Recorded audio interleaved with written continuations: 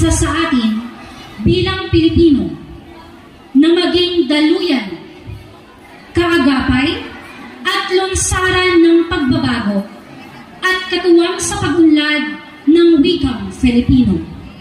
Ang ating wikang pambansa, ang kaluluwa ng bansang Pilipinas.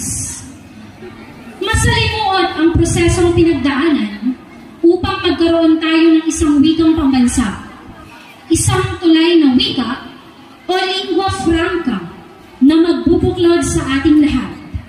Sa kabila ng pagiging multilingual ng